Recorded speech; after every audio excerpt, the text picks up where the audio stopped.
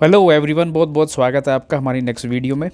जैसा कि आपको पता है कि ये हमारी थर्ड वीडियो है इस सीरीज़ में, और इस सीरीज़ में हम बात कर रहे हैं जो पटवारी का हमारा हिमाचल प्रदेश पटवारी का जो एग्ज़ाम होने वाला है, जिसके फॉर्म 12 दिसंबर से भरने शुरू हो गए थे और 16 जनवरी तक इसके फॉर्म फिल किए जाएंगे। तो आप जल्दी से उसको फिल कर दीजिए, इसमें लेट लतीफ़ी मत करना, नहीं तो फिर बाद में वेबसाइट वगैरह जो है वो ब्लॉक हो जाती है या बिजी हो जाती है, तो मुश्किल हो जाता है फिर। तो ये हमारी थर्ड वीडियो है। आपने पहली दो वीडियो देखी होगी, उसमें आपको कैसा लगा आप कमेंट करके बता सकते हैं, और मैं यही कोशिश करता हूँ कि आपको कहीं ना कहीं किसी तरीके से हेल्पफुल ज़रूर रहे।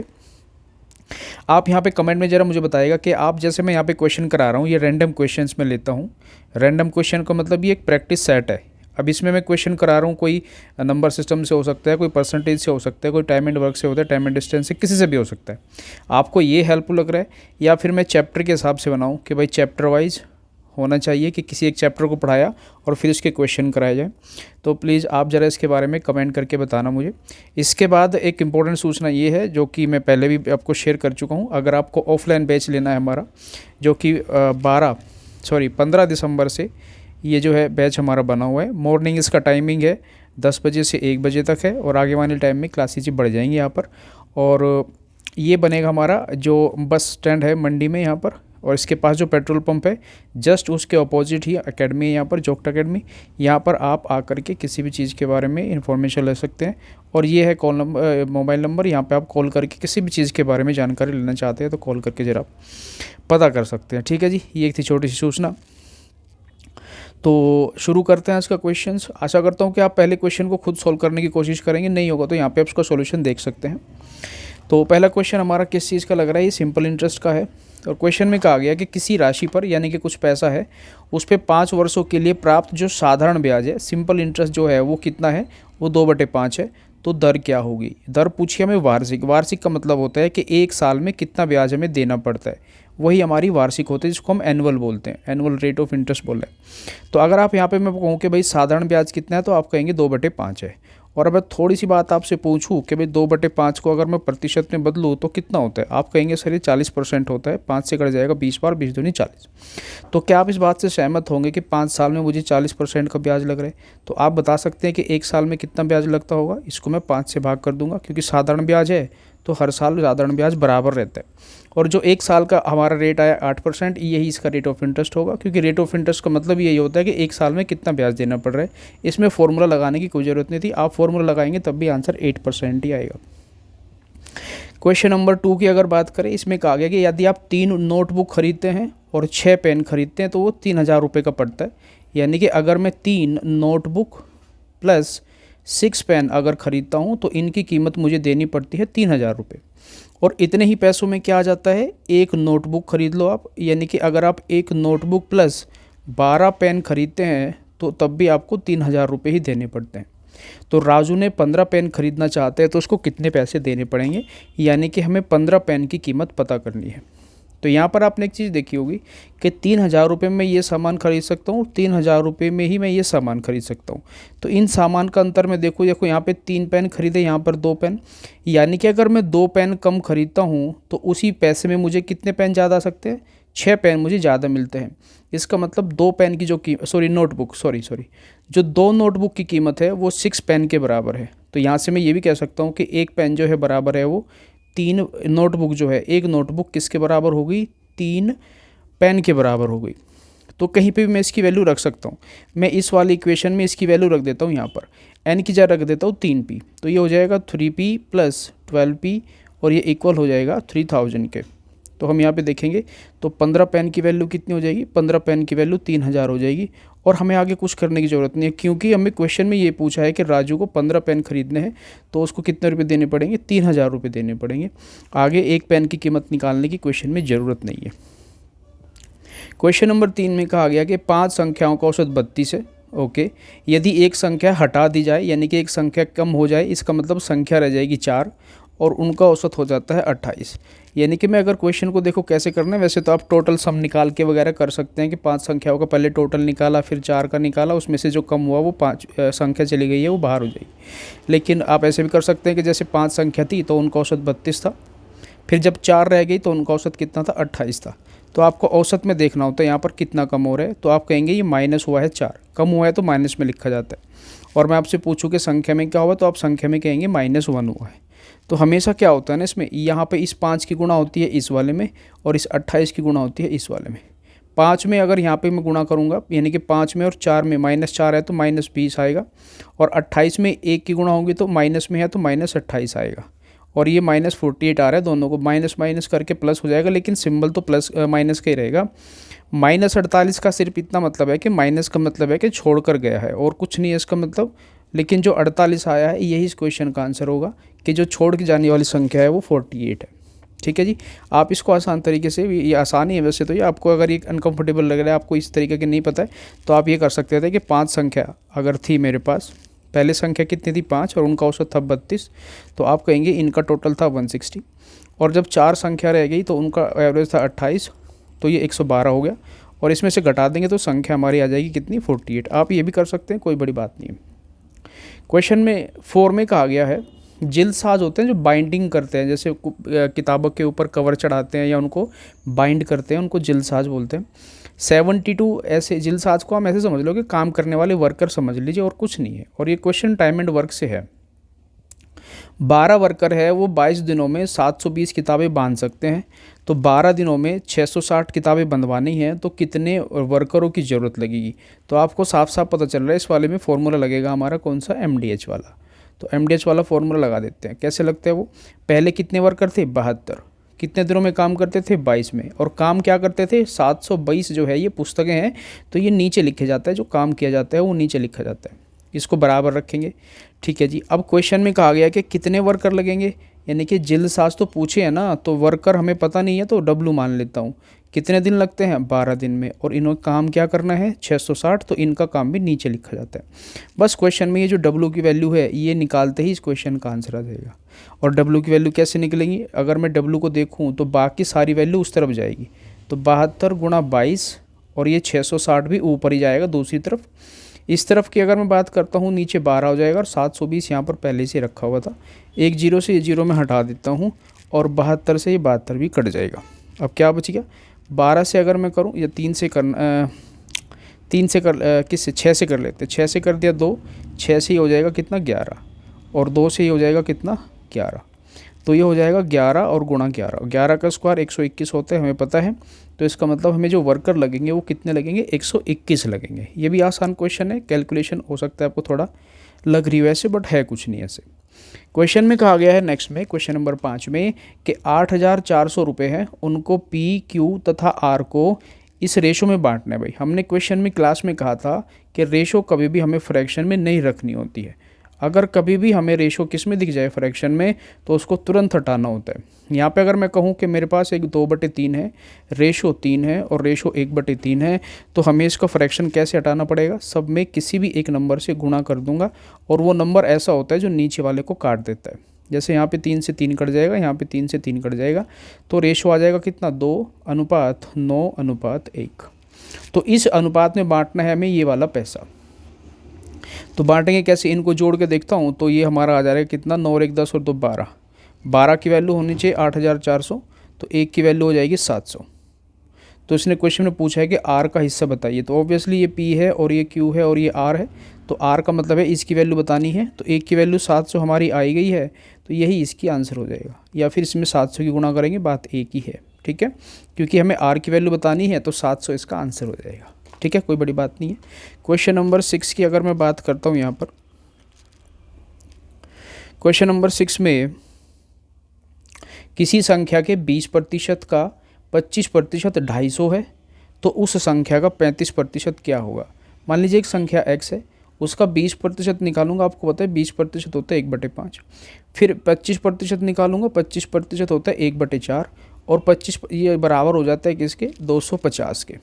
तो अगर मैं यहाँ से थोड़ी देर के लिए x की वैल्यू निकालने की कोशिश करूँ, तो इसका आंसर आएगा 250 गुणा 5 और गुणा 4, ये आ गई x की वैल्यू, यानी कि यही वो संख्या थी। अब आप चाहे इसको गुणा करें या ना करें, लेकिन जो गुणा होकर के आएगा वही x की वैल्यू होगी।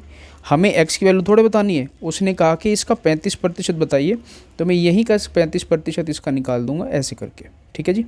क्योंकि आप मल्टीप्लाई करेंगे फिर उसको 35% निकालेंगे तो वो फालतू की कैलकुलेशन हो जाएगी।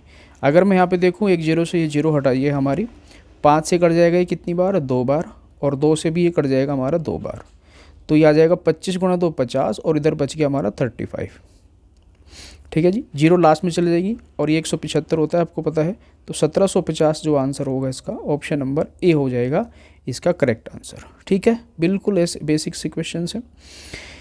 क्वेश्चन नंबर 7 में नेक्स्ट में कहा गया है कि इसमें कहा गया है उन विद्यार्थियों की अधिकतम संख्या ज्ञात कीजिए जिनके बीच 1003 चॉकलेट और 2703 कैंडी इस प्रकार वितरित या बांटी जा सकती है कि प्रत्येक विद्यार्थी को समान संख्या में चॉकलेट और कैंडी प्राप्त हो। तो देखो भाई, मैंने आपको क्लास में बताया जब एलसीएम एचसीएफ हमने किया था, जहाँ पर शब्द आता है अधिकतम या न्यूनतम, दो चीज़ें होती है। मैं यहाँ पे बता देता हूँ, अगर कभी भी आपके क्वेश्चन में न्यूनतम शब्द आता है तो वहाँ पे आपको एलसीएम की ज़रूरत पड़ती है, और कभी भी आपके सामने शब्द आता है अधिकतम तो वहाँ पे हमें एचसीएफ की ज़रूरत पड़ती है। लेकिन ये 100% नहीं कह रहा हूँ, 98% कह रहा हूँ। कभी कभी क्वेश्चन में कन्फ्यूज करने के लिए लिख सकते हैं। न्यूनतम को इंग्लिश में अगर आप पढ़ेंगे यहाँ पर मैक्सिमम लिखा होगा, जैसे इस क्वेश्चन में लिखा है यहाँ पर फाइंड द मैक्सिमम, तो इसका मतलब क्वेश्चन में सॉरी न्यूनतम पूछा है तो फाइंड द अधिकतम पूछा है ना, हाँ, तो ये मैक्सिमम नहीं, ये मिनिमम होगा। एक सेकंड, ये अधिकतम है, अधिकतम होता है तो हम एचसीएफ निकालना पड़ता है, ये होगा ना मैक्सिमम, मैंने उस तरफ लिख रहा था उसको, ये मैक्सिमम है तो एचसीएफ, और अगर मिनिमम क्वेश्चन में पूछा जाता है मिनिमम तो वहाँ पर एलसीएम की ज़रूरत पड़ती है, ठीक है। ये थोड़ा सा मैं उस तरफ लिखने की कोशिश कर रहा था, आप समझ गए होंगे मैं क्या कहना चाह रहा हूँ। अब क्वेश्चन कर लेते हैं। यानी कि हमें क्वेश्चन में कहा गया कि उन बच्चों की संख्या कितनी होगी, उन विद्यार्थियों की संख्या अधिकतम कितनी होनी चाहिए जिसको मैं ये चॉकलेट बांटूँ और ये भी बांटूँ और समान समान उनको बांटी जा सके। तो आपको हमेशा क्या करना है, इन दोनों नंबर का हमेशा क्या निकालना है, एचसीएफ निकालना है, और वही उनका आंसर हो जाएगा। लेकिन हमने जब एलसीएम और एचसीएफ की बात की थी, तो एलसीएम और एचसीएफ की जब बात की थी तो आपको पता है सिलेबस जो आपका पटवारी का आया है उसमें भी एलसीएम और एचसीएफ के दो तरीके वहाँ पे लिखे हुए हैं, और हमने दो तरीक़ों से हमें क्वेश्चन में हमने क्वेश्चन सोल्व किए हैं। एक का नाम है डिवीजन मेथड और एक का नाम है फैक्टराइजेशन मेथड। तो ये दोनों तरीके आपको आने चाहिए, और यहाँ पर भी आपको किसी भी एक तरीके से करके एचसीएफ निकाल देना है। तो यहाँ पर अगर मैं डिवीजन मेथड लगाऊँ, डिवीजन मेथड में क्या होता है कि आप बड़े वाले नंबर को छोटे वाले नंबर से डिवाइड करेंगे। तो 2703 को 1003 से अगर मैं डिवाइड करूँगा तो आपको पता है ये 2 बार तो चला ही जाएगा। कितना आ जाएगा, 2006 आ जाएगा। तो 2006 आ गया, इसमें से माइनस करूँगा तो 13 में से 6 जाएगा तो 7 आएगा, और ये बचेगा कितना हमारा 9, और ये आ जाएगा 6। अब आपको क्या करना होता है, इससे फिर से 1003 को आपको डिवाइड करना है। तो ये एक बार ही जा पाएगा, तो यहाँ पर लिख देता हूँ 6, 9 और 7, तो कितना बचेगा ये 13 में से 7 जाएगा 6 बचेगा, 9 में से 9 जाएगा 0, और ये 9 में से 6 जाएगा 306 आ जाएगा। अब इस 306 से फिर से मुझे 697 को फिर से डिवाइड करना है। तो कितनी बार जाएगा ये, 2 बार तो चला जाएगा, क्योंकि 612 आएगा। 612 करूँगा तो 7 में से 2 हो गया 5, 9 में से आ जाएगा ये 5। अब फिर से वही करना पड़ेगा, 306 को डिवाइड करना पड़ेगा हमें। वैसे तो 85 आ गया, तो ऑप्शन में से देख सकते हैं आप, ये 17 से भाग होता है, ठीक है।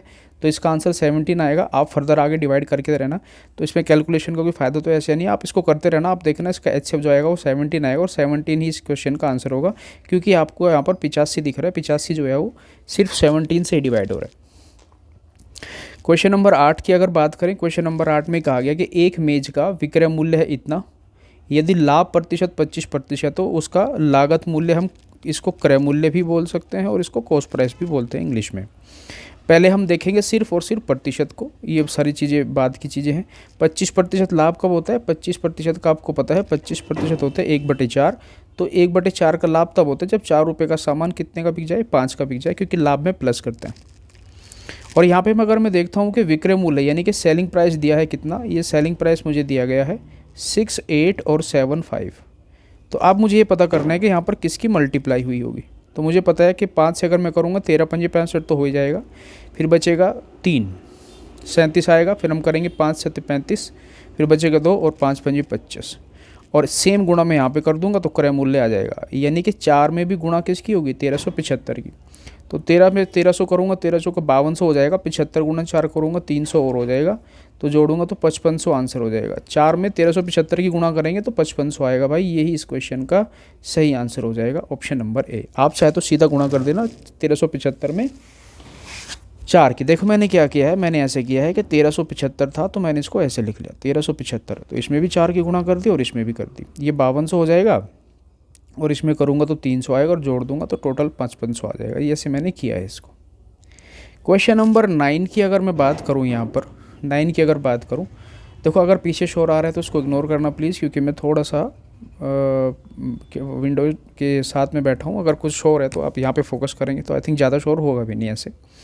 क्वेश्चन नंबर 9 में कहा गया है कि किसी वस्तु का अंकित मूल्य उसके लागत मूल्य से 60% अधिक किया गया है। तो आपको पता है जब हम प्रॉफिट एंड लॉस पढ़ते हैं तो सिर्फ 3 ही चीज़ों के इर्द गिर्द सारा क्वेश्चन घूमता है। ये कॉस्ट प्राइस है, ये कॉस्ट प्राइस है, यहाँ पर होता है सेलिंग प्राइस, और यहाँ पर होता है मार्क प्राइस। अब इस क्वेश्चन में इसने कहा गया कि जो अंकित मूल्य है ये मार्क प्राइस है, अंकित मूल्य है, ये लागत मूल्य से भाई लिख देता हूँ, ये मार्क प्राइस है और ये कॉस्ट प्राइस है, तो 60% अधिक है। आप 100 लेके कर सकते हैं। अगर उस किसी सामान की कीमत या कॉस्ट प्राइस 100 था तो उसने उस पर जो लिखा है, उसने जो मार्क किया है वो 60% अधिक यानी कि 160 किया है। और वो कहा कि 20% की अगर डिस्काउंट देता है, तो डिस्काउंट तो यहाँ पर होता है ना जो सामान पे लिखा होता है, इसका 20% डिस्काउंट करूँगा, यानी कि इसमें से 20% कितना आएगा, 32 आएगा। 160 का 20% 32 आएगा। और डिस्काउंट करने का मतलब होता है माइनस करना, तो कितना हो जाएगा, ये हो जाएगा 128। 160 में से 32 माइनस करूँगा तो 128 आएगा। तो आप यहाँ पे देख के बताइए, 100 रुपये का सामान था तो वो फाइनली कितने का बिका है, वो बिका है 128 का। तो कितने का फ़ायदा हो रहा है, 28 रुपये का फ़ायदा हो रहा है। हमेशा कॉस्ट प्राइस पे निकालते हैं, 100 से 100 कट जाएगा, तो 28% का प्रॉफिट हुआ है। Option number c question number 9 का सही आंसर हो जाएगा। ये क्वेश्चंस भाई ज़्यादा चीज़ें नहीं होती अगर आपको फ्रैक्शन वगैरह और थोड़ा सा आपको आइडिया है प्रॉफिट एंड लॉस का। क्वेश्चन में कहा गया कि एक बेलन है, बेलन का मतलब होता है भाई सिलेंडर, एक सिलेंडर है, और उसने पूछा है कि what is the curve surface area, यानी कि CS से पूछा है। और आपको पता है कि किसी भी सिलेंडर का सरफेस एरिया कितना होता है, वो होता है 2πRh। रेडियस हमें दिया गया है तो लिख लेते हैं भाई 2 गुणा 22/7। रेडियस कितना है, 70 है ये रहा, और हाइट h का मतलब है कितना है, 14 है। बस कैंसिल आउट करके आंसर बताना है। 7 से अगर मैं इसको करूँगा तो ये 10 हो जाएगा, यानी कि मैं इसको लिख सकता हूँ 2 गुणा 22 गुणा 140 लिख सकता हूँ, है कि नहीं।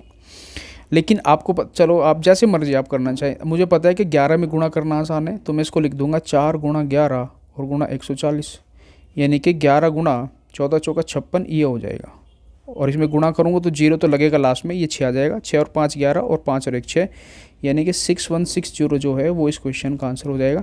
और ध्यान रखना इसका आंसर सेंटीमीटर स्क्वायर में आएगा, क्योंकि एरिया हमेशा किस में होता है, स्क्वायर में होता है, और वॉल्यूम हमेशा किस में होता है, क्यूब में होता है। तो इसका आंसर हो जाएगा ये स्क्वायर, ठीक है। अगर ये कैलकुलेशन आपको लग रही है, क्वेश्चन हम क्लास में देख चुके होते हैं कि इन ऐसी छोटी छोटी कैलकुलेशंस हम फास्ट कैसे कर सकते हैं, ये सारी क्लास का पार्ट है, ठीक है। क्वेश्चन है नेक्स्ट हमारा 11 में कहा गया है कि 9,000 रुपये जो है वो 80% वार्षिक दर से, यानी कि रेट हमारा जो है वो कितना है, 80% है, लेकिन अर्धवार्षिक चक्रवृद्धि ब्याज लगता है। तो हमें तो पहली तो बात ये है कि रेट हमारा आधा रह जाएगा, यानी कि रेट ऑफ परसेंट हमें सिर्फ 40% ही लेना है। और अगर अर्धवार्षिक है तो इसने पूछा है कि 12 महीनों का, और 12 महीनों का मतलब है कि 1 साल।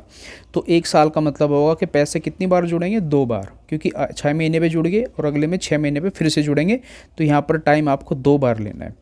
तो भाई 40% लगा देंगे चक्रवृद्धि ब्याज में। हम इसको कर सकते हैं किस वाले से, हम कर सकते हैं इसको सक्सेसिव वाले से। ये फ्रैक्शन वैल्यू कितनी होती है, 2/5 होती है, यानी कि 5 से कितना हो गया, 7 हो गया, 6 सेकेंड, 5 से 7 हो गया, और फिर से 5 से 7 हो गया, क्योंकि 2 बार पैसा जुड़ना था। गुणा कर दूंगा तो ये हो जाएगा 25 और ये हो जाएगा 49। लेकिन आपको पता है कि ये जो 25 है, ये जो 25 है ये हमारा प्रिंसिपल होता है, और ये जो 49 है ये अमाउंट होता है, और इसके बीच का डिफरेंस ये होता है हमारा चक्रवृद्धि ब्याज। तो 25 से अगर 49 49 हुआ है तो चक्रवृद्धि ब्याज हमारा कितना आया है, चक्रवृद्धि ब्याज 24 आया है। लेकिन ये 24 तब है जब हमारा प्रिंसिपल कितना था, 25 था। लेकिन क्वेश्चन में 25 जो प्रिंसिपल जो कहा गया है वो 9,000 है। तो 9,000 अगर है तो आपको पता है ये किसकी गुणा हो रही है, आप देख सकते हैं यहाँ पर 25 थे 75 होता है, फिर कितना बचेगा 15, 25 छिक्का 150, यानी कि 360 की गुणा हुई है। तो हम चक्रवृद्धि ब्याज में भी 360 की गुणा करके ओरिजिनल वाला चक्रवृद्धि ब्याज बता देंगे। लास्ट में 0 आएगा और 6 चक 24 आएगा, जिसके लास्ट में 40 होगा वो आंसर हो जाएगा। आगे कैलकुलेशन करने की ज़रूरत नहीं है। इस क्वेश्चन के लास्ट में 40 दिख रहा है, यही इसका सही आंसर होगा। अगर आपको इस तरीके से क्वेश्चंस करने हैं ताकि आपकी एक कैलकुलेशन एक आपको बहुत जगह आपको चीज़ों को ध्यान रखना पड़ेगा क्वेश्चन करते टाइम, क्योंकि टाइम जो है वो कम होता जा रहा है और क्वेश्चंसों का लेवल और क्वेश्चन की नंबर भी जो है वो ज़्यादा होते जा रहे हैं। ठीक है, तो आपको बहुत चीज़ों को ध्यान रखते हुए तब अगर आप उस तरीके से करेंगे तभी आपके सारे क्वेश्चंस होने के चांसेस रहेंगे। यहाँ पर क्वेश्चन में क्या आ गया है कि देखो, इसको मैंने हिंदी में लिखा है, what is the value of, सिर्फ इतना पूछा है, मतलब इन दोनों को जोड़ के बताना है कितना होगा। अगर मैं इसको देखूँ यहाँ पर ये कितना होगा भाई, आपको पता है ये सिर्फ एक दिख रहा है आपको, तो एक का स्क्वायर तो एक होता है, लेकिन दशमलव के बाद एक अंक है तो स्क्वायर करने पे डबल हो जाते हैं। तो डबल का मतलब होगा कि इसका आंसर ये हो जाएगा। ठीक है, इसका आंसर क्या हो जाएगा, 2 अंक पे दशमलव लग जाएगा, इसका आंसर ये हो जाएगा। सेम इसमें होगा, इसमें भी आपको एक दिख रहा है तो एक का वर्ग, ये वर्ग है यहाँ पर, ये ऐसे लिखा है 0.1 और इसका स्क्वायर है। ये थोड़ा मिस प्रिंट है लिखने में, टाइपिंग में प्रॉब्लम है ये इसका आंसर होगा। ठीक है, तो इसका आंसर अगर करूँगा एक का स्क्वायर तो एक ही होगा, लेकिन दशमलव के बाद 2 अंक है तो 4 पे लगेगा, 1 2 3 और ये आंसर हो जाएगा।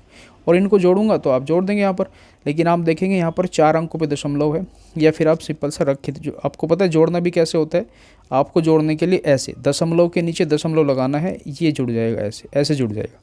और आपको लग रहा है खाली रह गया तो खाली के नीचे 0 लिख दो, कोई दिक्कत नहीं है। जोड़ेंगे तो 1 0 1 होगा, 0 0 0 होगा, 0 1 1 रहेगा, ये 0 रहेगा और ये 0 रहेगा। तो ऑप्शन नंबर 1 हो जाएगा। आप ये भी चेक कर सकते हैं कि 4 डिजिट पे दशमलव लगेगा तो 4 पे रहेगा ऑप्शन नंबर। ओके, इसमें भी 4, इस पे 3 पे, सॉरी, हाँ ऐसे कर सकते हैं। ऑप्शन आप देख सकते हैं कितने पे डिजिट पे हमारा पॉइंट लगा हुआ है। ठीक है, क्वेश्चन नंबर 13 की बात करें। क्वेश्चन नंबर 13 में कहा गया कि एक व्यापारी अपने माल पर लागत मूल्य, ये तो सेम क्वेश्चन लग रहा है मुझे, ये हमें पता है कि ये कॉस्ट प्राइस है, यहाँ पर ये सेलिंग प्राइस है और ये मार्क प्राइस है। तो व्यापारी ने क्या किया, लागत मूल्य से 50% अधिक अंकन किया। अंकन का मतलब मार्क प्राइस कर दिया। तो अगर किसी सामान का लागत मूल्य या क्रय मूल्य या कॉस्ट प्राइस जो है वो 100 रुपये था, तो उसने उस पर अंकित किया कितना, 50% अधिक, जो कि 150 हो जाएगा। 100 का 50% 50 होता है, और 20% का डिस्काउंट दे दिया। तो यहीं पर ही तो देंगे ना डिस्काउंट, 20% का डिस्काउंट देने का मतलब है कि 150 का 20% कितना आएगा, 30 आएगा, और 30 का डिस्काउंट करेगा तो कितना आ जाएगा, 120 रुपये। यानी कि 150 के सामान को बेचना पड़ा उसको कितने का, 120 का। तो फाइनली प्रॉफिट एंड लॉस तो यहाँ से देखा जाता है। 100 रुपये का सामान जो था वो 120 का बिका है, तो आपको पता है प्रॉफिट हो रहा है 20 का, और किस पे, कॉस्ट प्राइस पे निकालते हैं हमेशा। 100 से 100 कट जाएगा, 20 बचेगा, तो 20% का प्रॉफिट आंसर हो जाएगा। This is the option number c. Question number 13 का ऑप्शन नंबर सी है। बिल्कुल आसान सी चीज़ें हैं। अगर आपने प्रतिशत को ध्यान से पढ़ लिया है, रेशो को अगर आपने ध्यान से पढ़ लिया है, बाकी सारा और सारा गेम आपका प्रैक्टिस कराया जाता है। बाकी ज़्यादा कुछ है नहीं भाई, सारी चीज़ें सेम है, रिलेटेड है। 2 संख्याओं का गुणनफल 720 है, उनका ये महत्तम जो है ना भाई, इसको देखो बड़े खतरनाक लैंग्वेज में लिख दिया, इसको HCF बोलते हैं। HCF कितना है, 4 है। तो उन संख्याओं का अंतिम का ये LCM है, आप इंग्लिश में पढ़ सकते हैं। ये HCF है, ये रहा HCF, और उसने पूछा है LCM, और लास्ट को भी लीस्ट लिखा गया, हो सकता है मिसप्रिंट हो, ऐसे कुछ, तो घबराने वाली बात नहीं है। आपको पता है कि हमने जब क्लास की है LCM HCF की, उसमें रूल नंबर जो 2 है उस पर डिपेंड करता है क्या, कि 2 नंबर की मल्टीप्लाई अगर करते हैं तो बराबर होता है LCM इंटू HCF के। और 2 नंबर की मल्टीप्लाई क्वेश्चन में साफ साफ दी हुई है, कितना, ये लिखा है यहाँ पर कि 2 नंबर की गुणा तो कितनी है, 2 नंबर की गुणा 720 है, तो यहाँ पर 720 हम लिख देंगे। इसमें से LCM कितना है पता नहीं, वो तो पूछा है। अच्छा, HCF कितना है, ये रहा जी 4 है। LCM अगर पूछना है तो LCM पूछना है तो 4 को मैं उस तरफ ले जाऊंगा, तो 720 को भाग कर देगा 4, और 18 चौक 72, यानी कि 180 जहाँ पर होगा वही इस क्वेश्चन का सही आंसर हो जाएगा। ठीक है, रूल नंबर 2 पे डिपेंड कर रहा है। आसान सा क्वेश्चन है अगर आपने LCM HCF को सही ढंग से पढ़ा है तो। क्वेश्चन नंबर 15 की बात करते हैं भाई। इसने कहा कि गोले की त्रिज्या में 50% की वृद्धि की गई है। आपको पता है गोला क्या होता है, गोला भाई होता है, अगर मैं हिंदी इंग्लिश में कहूँ तो स्फेयर होता है, दिखा कहीं पर, ये रहा स्फेयर, गोले को बोलते हैं स्फेयर। और इसने बात की है कि उसका वॉल्यूम में क्या फ़र्क पड़ेगा, यानी कि पहले कुछ और वॉल्यूम था, जैसे गोला कुछ ऐसे होगा, अब इसको भाई बोर्ड पे बनाना बड़ा मुश्किल होता है, अब इसको कैसे बनाऊँ मैं ऐसे, ठीक है। ऐसे एक गोला था हमारा, और ऐसे बना लेता हूँ, ये एक ऐसे गोला था, बीच में से कटा हुआ ये गोला ऐसे। तो अब इसको रेडियस था ये वाला रेडियस, अब रेडियस बढ़ा दिया तो मतलब ये थोड़ा सा बड़ा बनेगा ऐसे। तो इसको वॉल्यूम पे क्या फ़र्क पड़ेगा, ये क्वेश्चन में पूछा गया है ऐसे, ये क्वेश्चन में पूछा गया है कि इसके वॉल्यूम पे क्या फ़र्क पड़ेगा। तो भाई ऐसे डायग्राम तो नहीं बनाना है, मैं तो समझाने के लिए कर रहा हूँ। वॉल्यूम क्या मतलब होता है, हमें पहले वॉल्यूम तो पता होना चाहिए ना कि वॉल्यूम होता क्या है। किसी भी गोले का वॉल्यूम निकालना है तो ये होता है 4/3 और पाई आर क्यूब, ठीक है। और रेडियस को 50% बढ़ाने का मतलब है 1/2 से बढ़ाना, 50% से इंक्रीज करने का मतलब है 1/2 से इंक्रीज करना। मतलब अगर रेडियस पहले 2 था तो बाद में रेडियस कितना हो गया, 3 हो गया। अच्छा जी, अगर रेडियस पहले 2 लेता हूँ और बाद में 3 लेता हूँ तो पहले कितना था इसका वॉल्यूम, तो ये था 4/3 पाई और आर का क्यूब में मतलब 2 का क्यूब, और ये था 4/3 पाई और आर का क्यूब मतलब 3 का क्यूब। अब देखो दोनों तरफ ये है कांस्टेंट वैल्यू, 4/3 कोई फ़र्क नहीं पड़ता, पाई कोई फ़र्क नहीं पड़ता। तो आप ये कहिए कि उसका वॉल्यूम पहले 8 था और अब उसका वॉल्यूम 27 हो गया। यहाँ से क्वेश्चन का आंसर आ जाएगा।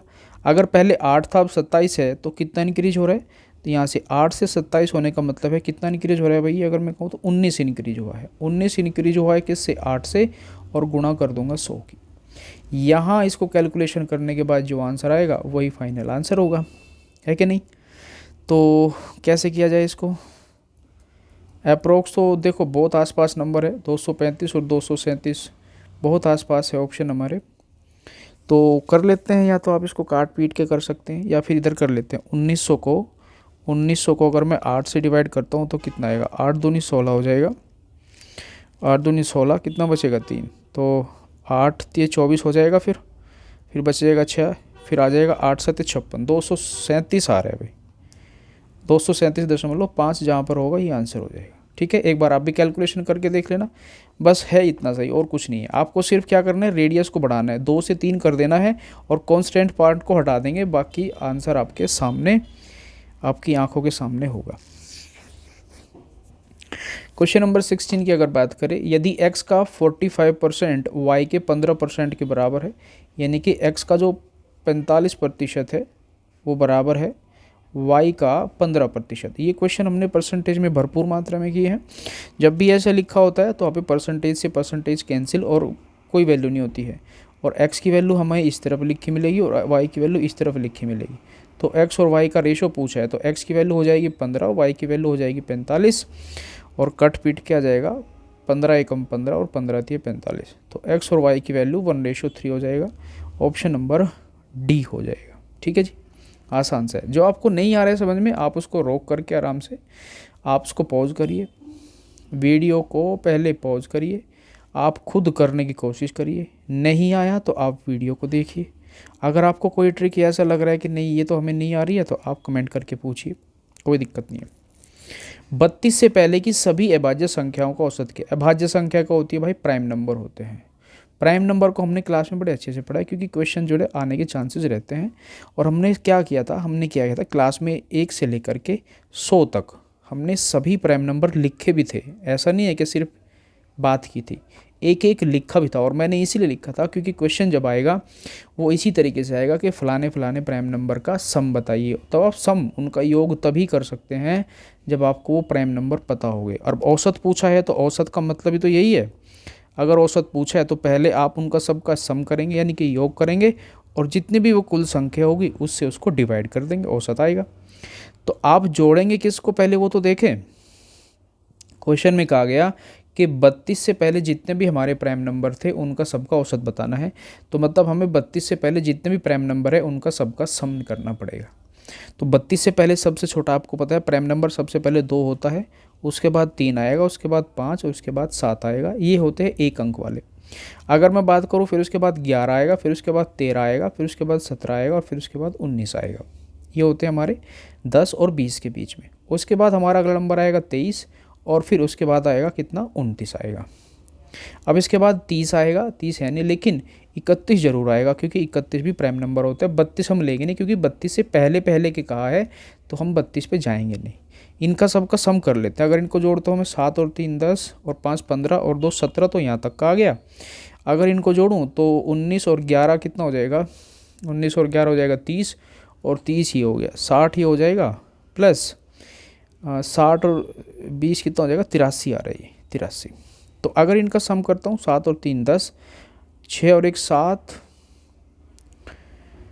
और 7, 6 और 1 7 और 1 में 7 और 3 10 0, 6 और 1 7 और 1 8 और 8 16, 160 आया इनका सम। लेकिन हमें तो औसत निकालना है। औसत निकालने के लिए 160 को डिवाइड करना पड़ेगा किससे, जितनी ये संख्या थी। तो संख्या हमारी कितनी थी, 1 2 3 4 5 6 7 8 9 10 11, तो 11 से भाग करना है इसको। तो कर देते हैं, ज़्यादा दिक्कत नहीं है। 160 को 11 से भाग हम कर देते हैं, यहाँ कर देता हूँ आपको, ये कर दिया मैंने 11 से भाग, 11 एकम 11, ये बच गया 5 फिर 0, फिर आपको पता है 11 चौक 44, 14 पॉइंट जहाँ पर होगा ये रहा भाई 14 पॉइंट, आगे कुछ है ही नहीं, किसी और में 14 पॉइंट है नहीं, तो हम आगे क्यों जाएंगे, भला क्यों जाएंगे भाई। तो ऑप्शन नंबर ए इस क्वेश्चन का सही आंसर हो जाएगा। ठीक है जी, आपको भाई प्राइम नंबर पता ही होने चाहिए, तभी आप उनका सम निकाल पाएंगे। और हमने नोटबुक में प्रॉपर लिखे हुए हैं, ये भी लिखा हुआ था कि 1 से लेकर के 100 तक कितने होते हैं, 25 होते हैं, और 1 से लेकर के 50 तक कितने होते हैं, 15 होते हैं। सबसे छोटा प्राइम नंबर 2 होता है, और यही एक ऐसा नंबर है जो हमारा इवन भी होता है और प्राइम भी होता है। और एक चीज़ मैंने आपको वहाँ पर बताई थी कि आप 2 और 3 को छोड़ करके, 2 और 3 को छोड़ करके किसी भी प्राइम नंबर को अगर 6 से डिवाइड करेंगे तो रिमाइंडर या तो 1 आएगा या रिमाइंडर 5 आएगा, इसके अलावा कुछ भी नहीं आता है। ये आपको याद होंगी चीज़ें। क्वेश्चन नंबर 18 की बात करते हैं। क्वेश्चन नंबर 18 का मतलब है कि ये टाइम एंड वर्क का क्वेश्चन मुझे लग रहा है। संजू है, संजू ने कहा कि हम किसी भी काम को, संजू ने कहा कि मैं किसी भी काम को, सोफ़ा हो या कुछ भी हो, कुर्सी उर्सी, ये सब फालतू की चीज़ें हैं, इसने कहा कि 16 दिन में काम ख़त्म कर देता हूँ। लेकिन अगर राजू मेरे साथ आ जाए, राजू के साथ मिलकर वह इस काम को 128/17 दिनों में कर सकता है। तो राजू और संजू जब मिल के काम करते हैं, साथ लिखा है ना भाई, तो दोनों काम करेंगे, तो इसको काम करते हैं कितने दिन में, 128 और बटे में कितना, 17। तो आपको पता है टोटल वर्क आप हमेशा क्या लेते हैं, कुछ भी ले सकते हैं, ऐसा ज़रूरी तो नहीं है, लेकिन हम क्वेश्चनों को थोड़ा आसान और जल्दी करने के लिए इन दोनों का एलसीएम ले लेते हैं। और आपको मैं खास बात बता दूं कि अगर यहाँ पर 16 है और ये फ्रैक्शन में है, तो हमेशा एलसीएम ऊपर वालों का लिया जाता है भाई, यानी कि 16 का और 128 का आपको एलसीएम लेना है। तो 16 8 128 होता है, ऑब्वियसली इन दोनों नंबर का एलसीएम जो आएगा वो 128 आएगा। और अगर इनका एलसीएम 128 आया है तो इनकी एफिशिएंसी भी निकाल ही देते हैं जब आई गए यहाँ तक। तो इससे भाग करूँगा तो इसकी एफिशिएंसी 8 आएगी, और इन दोनों की एफिशिएंसी आएगी कितनी, 128 से 28/17 से भाग करूँगा। देखो 128 को 128/17 से भाग करूँगा तो 17 ऊपर आ जाएगा और इससे कट जाएगा, तो यहाँ पर इनकी एफिशिएंसी कितनी आएगी, 17 आएगी। फिर इनका कोई काम नहीं होता है किसी भी क्वेश्चन में। अब मैं आपसे पूछूं कि आप मेरे को एक बात बताइए, संजू यहाँ पर कितना काम करता है, 8 करता है। तो संजू ने तो यहाँ पर भी 8 ही किया होगा, क्योंकि दोनों मिलके जब काम करने आए हैं 8 किया होगा। तो फिर भाई साहब ये 17 कैसे हो गया, 17 सर ऐसे हो गया क्योंकि राजू भाई साहब ने कितना किया होगा, एक दिन में 9 काम किया होगा, तभी तो ये 17 हो सकता है। और क्वेश्चन में यही पूछा है कि राजू अकेले कितने टाइम में कर सकता है। तो आपको किसी भी चीज़ का समय अगर पूछा जाता है, किसी भी चीज़ का अगर समय पूछा जाता है, तो जो भी काम कराना है उसको ऊपर और जिससे भी कराना है उसकी एफिशिएंसी नीचे। तो 128 को 9 से भाग करूँगा तो कितना आएगा, 8 और 2 10 और 1 11। ये 9 से भाग तो होता नहीं है, पॉइंट में ही आएगा, ऑप्शन पॉइंट में है नहीं। तो ये तो साफ साफ दिख रहा है, मैं 128/8 ये रहा, 128/9 जो है ये आंसर हो जाएगा। कुछ भी करके नहीं लिखा, उसने इतना ही लिख दिया ऑप्शन में, है कि नहीं। वो हमसे भी ज़्यादा लीजिए, उसने पॉइंट में निकाला ही नहीं, उसने कहा ये लो, इतना ही रख दो बस। क्वेश्चन नंबर 19 में देखते हैं भाई, ये टाइम स्पीड डिस्टेंस का क्वेश्चन है। आपको मैंने बताया कि जब भी ट्रेन करेगी तो ट्रेन को थोड़ा सा ध्यान से करना है। एक तो ट्रेन ऐसी चीज़ को क्रॉस करती है जिसकी खुद की कुछ लेंथ होती है और खुद की कुछ लेंथ नहीं होती है। कुछ ऐसे भी ऑब्जेक्ट होते हैं, जैसे लेंथ अगर है या लेंथ नहीं है, ये ध्यान से देखना है। अगर क्वेश्चन में लेंथ ली गई है तो दूसरी ट्रेन होगी, उसकी खुद की कुछ लेंथ होती है। एक प्लेटफॉर्म होता है, उसकी भी खुद की कुछ लेंथ होती है। दूसरी ट्रेन हो गई, प्लेटफॉर्म हो गया, टनल हो गया जिसको सुरंग बोलते हैं, उसकी खुद की कुछ लेंथ होती है, ठीक है। तो पुल हो गया, उसकी खुद की लेंथ होती है। लेकिन जैसे पेड़ हो गया, खंबा हो गया, आदमी हो गया, उसमें खुद की कुछ लेंथ थोड़े होती है। तो उस केस में क्या लेना होता है, उस केस में सिर्फ ट्रेन की लेंथ ही लेनी होती है, जिसमें खुद की ही लंबाई आपको चलनी होगी। देखो ध्यान से पढ़ेंगे, लंबाई की एक ट्रेन का क्या मतलब है, कुछ पहले अच्छा यहाँ से क्वेश्चन सोल्व है, ये थोड़ा नेक्स्ट में नहीं आया, यहाँ पे देखेंगे भाई क्वेश्चन यहाँ से शुरू है। 384 मीटर लंबाई की एक ट्रेन 12 सेकंड में एक बिजली के खंभे को पार करती है। मैं सिर्फ क्वेश्चन इतना ले रहा हूँ अभी यहाँ तक। बिजली के खंभे को पार करने का मतलब है कि दूरी कितनी चलनी पड़ेगी, डिस्टेंस हमें चलनी पड़ेगी, क्योंकि खंभे की कोई दूरी नहीं होती है, तो दूरी हमें ट्रेन की हमें चलनी पड़ेगी। समय कितना लगता है, टाइम लगता है हमारा 12 सेकंड का। तो अगर मैं कहूँ यहाँ से कि इसकी स्पीड कितनी होगी, तो आप बता सकते हैं स्पीड होती है हमारी दूरी और बटे में समय। 12 से भाग करूँगा तो 12 3 36 और 12 दूनी 24, यानी कि इसकी स्पीड आएगी 32 मीटर प्रति सेकंड। बहुत बढ़िया जी। फिर आगे का क्वेश्चन अगर देखता हूँ, उसने कहा कि विपरीत दिशा में चल रही समान लंबाई की दूसरी ट्रेन भी आ रही है। तो भाई इस बार तो दूरी जो चलनी पड़ेगी वो जुड़ जाएगी। दूरी जो चलनी पड़ेगी वो कितनी हो जाएगी, 384 × 2 हो जाएगी, क्योंकि दोनों की है तो 2 की गुणा हो जाएगी। और सेम है तो 2 की, चलो आप ऐसे करना चाहो तो ऐसे भी कर सकते हैं कि 384 + 384, तो दोनों को जोड़ने से अच्छा है कि मैं क्या करूँ, 2 × 384 कर दूंगा, क्योंकि दोनों की डिस्टेंस जो है वो सेम है। अच्छा जी, समय तो दिया गया है, यानी कि टाइम कितना लगा है, इसको भी लगे है 12 सेकंड। अच्छा, दोनों को 12 सेकंड लगाया क्या है, तो फिर तो उसकी भी स्पीड इतनी होगी ना भाई, फिर तो उसकी भी स्पीड इतनी होगी। वैसे चलो कर लेते हैं, कोई दिक्कत नहीं। अगर डिस्टेंस हमारी हो गई, टाइम हमारा हो गया, स्पीड कितनी होगी, आपको पता है विपरीत दिशा में क्या होता है, विपरीत दिशा में दोनों की चाल जो है वो जुड़ जाएगी। एक की चाल तो हमें पता है 32, दूसरे की चाल को मैंने x मान लिया, और जैसे x मानेंगे तो आपका आंसर तो आ ही जाएगा। इसको मैं हटा देता हूँ क्योंकि इसकी ज़रूरत है नहीं अभी, ठीक है, बोर्ड थोड़ा छोटा पड़ रहा है। तो आप बताइए भाई, इसने पूछा है कि ट्रेन की गति बताइए, गति बताना है, तो फॉर्मूला लगा देंगे। फॉर्मूला क्या होगा कि गति का फॉर्मूला होगा कि 32 + x ये बराबर है दूरी और बटे में कितना, समय। आपको पता है ये फिर से काट देगा इसको 32 बार, अभी थोड़ी देर पहले काटा तो था। तो 32 + x बराबर आया 32 दूनी 64 के, और x बराबर आ जाएगा 64 - 32 के। तो इसकी भी चाल हमारी कितनी आ जाएगी, 32 मीटर प्रति सेकंड आ जाएगा। ये ऑप्शन हो जाएगा, ठीक है। जिसने ध्यान से पढ़ा ये वाला चैप्टर वही इसको कर पाएगा, अदरवाइज थोड़ा सा पंगा हो सकता है अगर आपने ध्यान से कंसेप्ट को नहीं पढ़ा है तो। क्वेश्चन नंबर 20 की बात करता हूँ भाई। क्वेश्चन नंबर 20 में कहा गया कि 6 पेन की लागत मूल्य 5 पेन के विक्रय मूल्य के बराबर है, यानी कि 6 पेन का जो लागत मूल्य मतलब कॉस्ट प्राइस बराबर है 5 पेन के किसके, विक्रय मूल्य मतलब सेलिंग प्राइस के।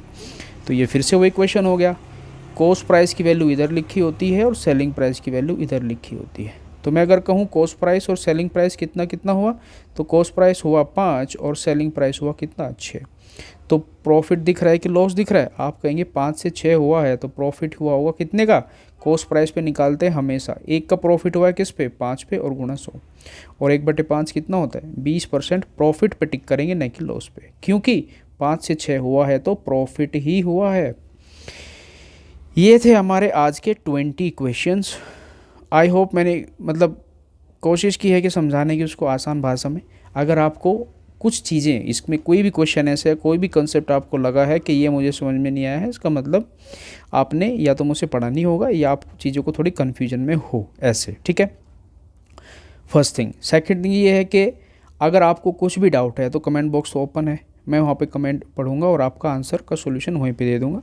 नहीं तो आप यहाँ पर कभी भी एकेडमी आ सकते हैं, किसी भी चीज़ का डाउट हो या क्लासेस के बारे में पूछना हो या फिर अपने एडमिशन के बारे में पूछना हो, यहाँ पर सीधा संपर्क कर सकते हैं आप। एड्रेस ये है, यहाँ पर आके हमसे बात कर सकते हैं, ये फ़ोन नंबर है, कुछ भी पूछना हो मोस्ट वेलकम, ठीक है जी।